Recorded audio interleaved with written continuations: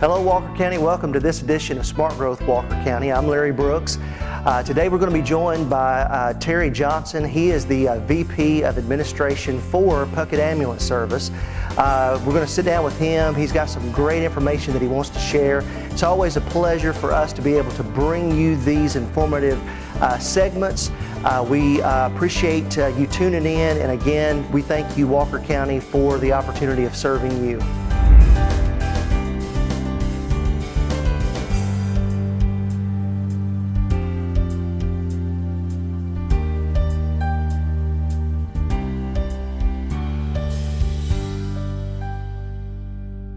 Welcome to this edition of Smart Growth Walker County. Today I'm joined by Terry Johnson. He is with Puckett Ems.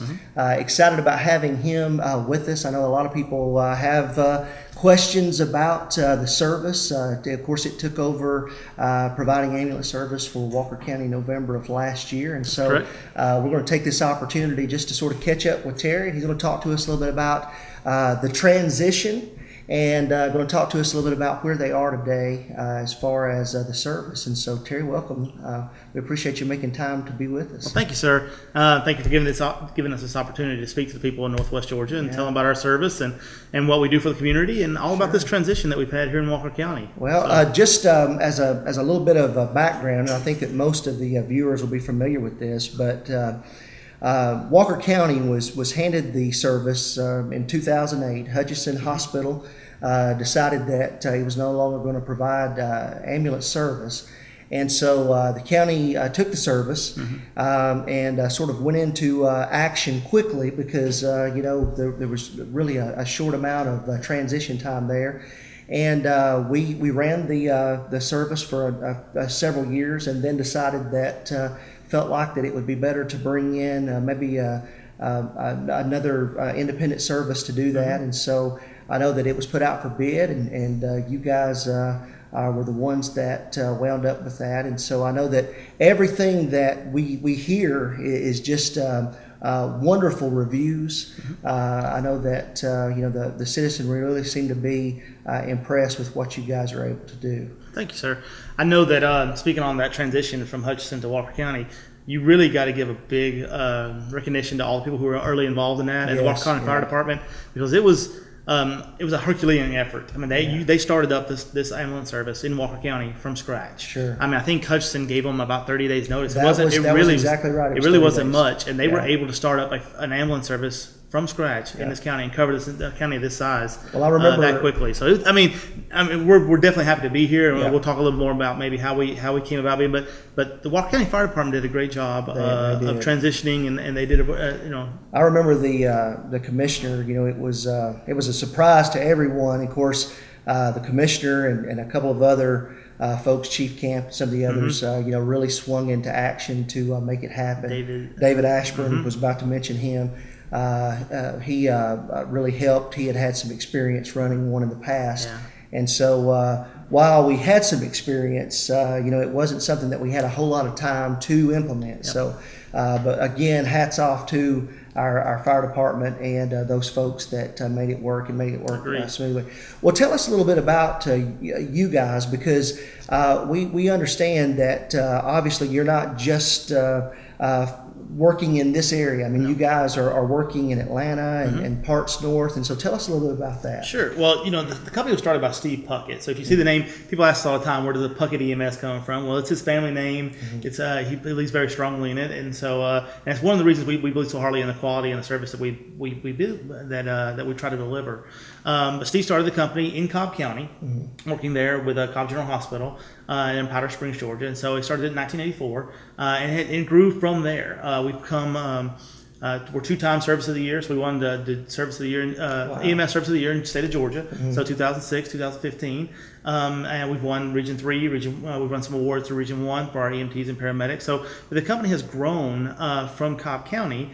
We are the zone provider, 911 zone provider in South Cobb County, which is Mableton, Powder Springs, Austell.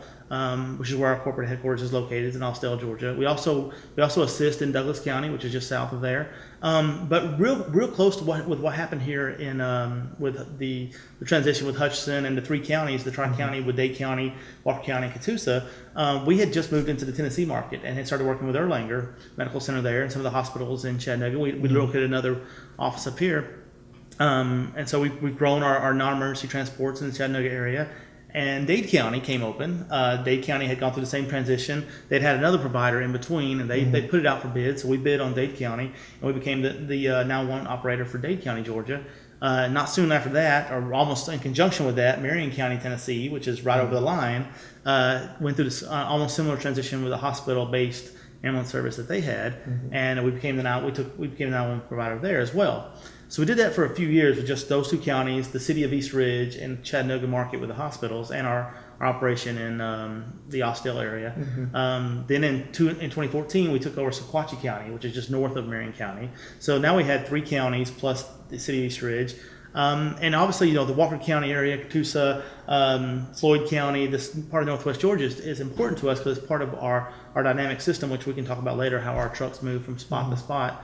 But Walker County was something obviously that we were definitely interested in because it tied in very well to Dade County and our Marion County operation. So we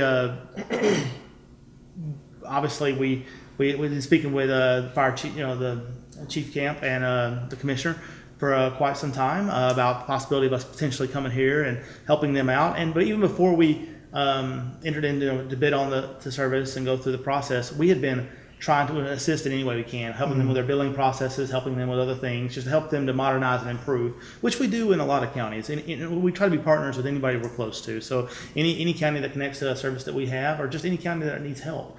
We're all a big family when it comes to first responders and emergency personnel. Well, I mean, obviously, with you guys being in so many locations, I mean, not only does that bring a wealth of experience to the service, but it's also very interesting because I know that you and I were talking earlier about some of the technology that you guys have, and so it's really a wonderful benefit for the citizens of our county, and even parts that are outside of Walker County that you guys serve, because of the type of expertise that you guys have sort of brought to this. Tell us a little bit about some of the technology. I know that you were telling me that you guys have, you have 7 trucks that's stationed in Walker County? Is that right? Well, we have 5 trucks that are in service, meaning that there are crews staffing them at 24 hours a day. We usually keep 1 to 2 additional trucks inside the county. So those 5 trucks are stationed at stations throughout the county, strategically placed so that we can react to all parts of the county at any one time. But we also keep additional trucks here, so in case there's a need for an additional crew to come in and take over, put up a 6th or a 7th truck, or if we have a situation where we have to replace a truck during service time, we have one readily available located here. We also have, just to mentioning other locations, and you mentioned earlier too, concerning how we are able to serve the bigger regional areas. We have two ambulances that are located in Dade County, right there in Trenton. We have 13 ambulances at any one time right across the line in East Ridge, right there on Ringo Boulevard. We have 4 that are in Marion County, Tennessee. We have 2 that are in Sequatchie County, Tennessee. And the way our system works is it's what's called a dynamic system. And since all of those trucks are dual licensed, meaning that they can actually service in Tennessee or in Georgia. Our crews, the majority of our crews are dual certified, so they're licensed in the state of Georgia or the state of Tennessee. So basically, if we have and it's really what really benefits Walker County and the counties surrounding it is that you're in a situation where the 5 ambulances that are assigned to Walker County at any one time, if there is 2 people who've been transported from Lafayette to Erlanger, and so that means we're down to 3 trucks. Or then you get another emergency call, it has to take somebody to Cornerstone. Now you're down to 2 trucks. So in the past, when it was just Walker County Fire, when they got down to that point, you sometimes would have up to only one truck covering a county of this size. I mean, obviously the population of Walker County and just the massive geographic footprint that you have, that's incredibly difficult.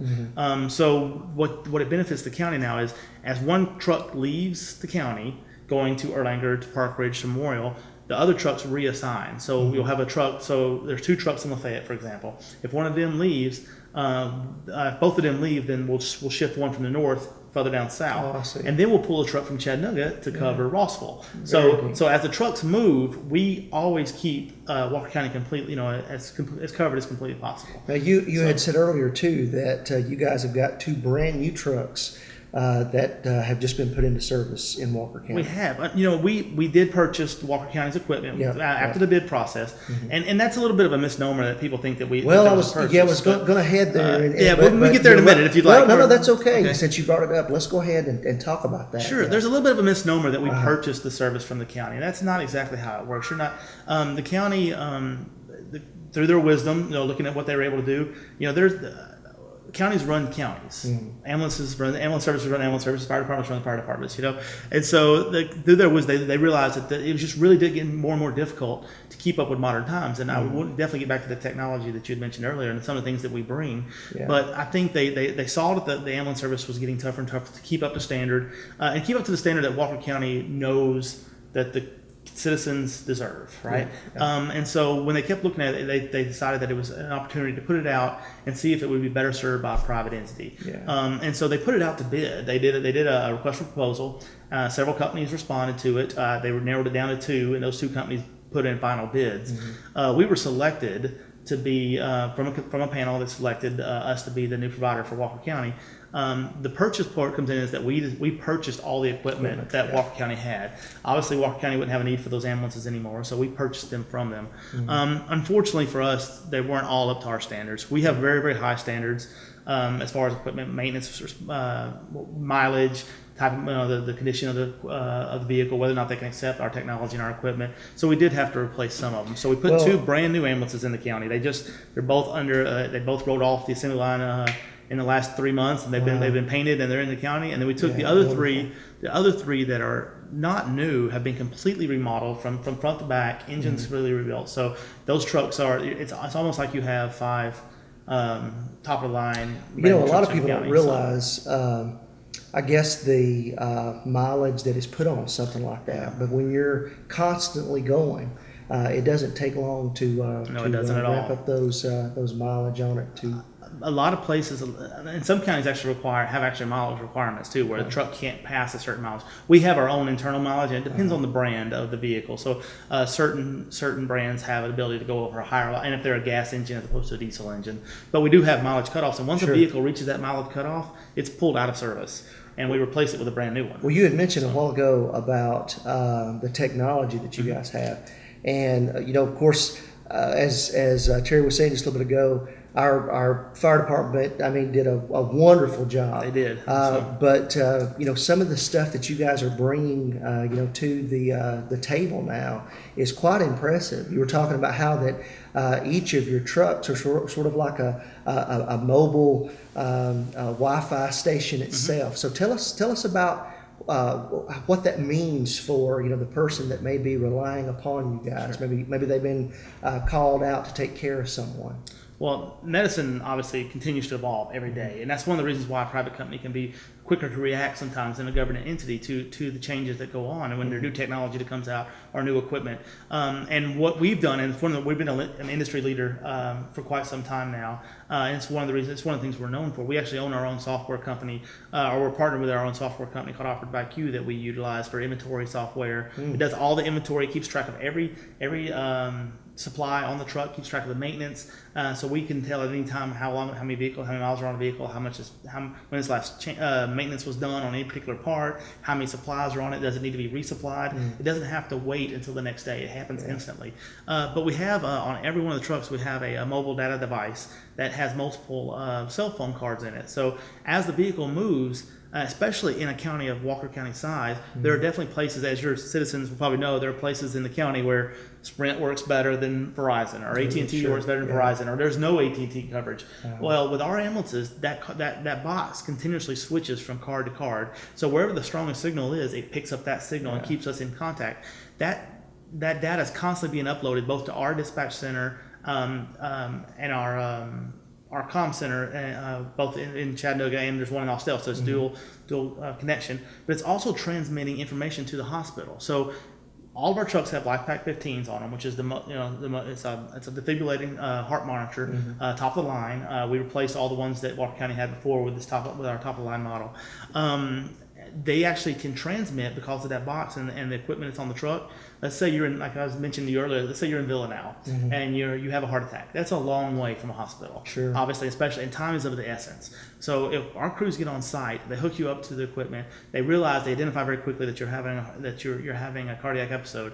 Not only can they defibrillate you there on the spot, which all ambulances can do, but we can immediately start transmitting to Erlanger, Park Ridge, or Memorial, so they know our Cornerstone on our way there. So if we're in transit to the hospital, they can actually see, the doctor in the emergency room can see your 12 lead strips and understand what your heart's So doing. he's not having to catch up on anything. No, so when we arrive, he already knows exactly what's going on with you and prepared.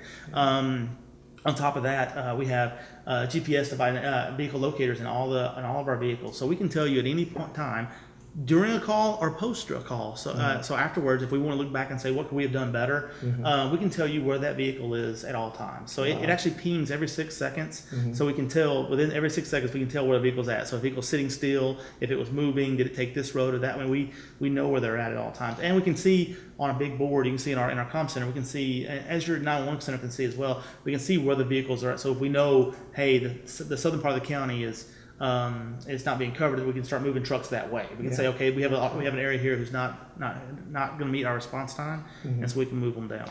Well, I know that we're getting short on time, but let me ask this, because you had mentioned this, working with the area hospitals, and so you're transporting to Cornerstone, which was once Hutchinson. That's correct. Of course, you guys are going to Erlanger and of course points north.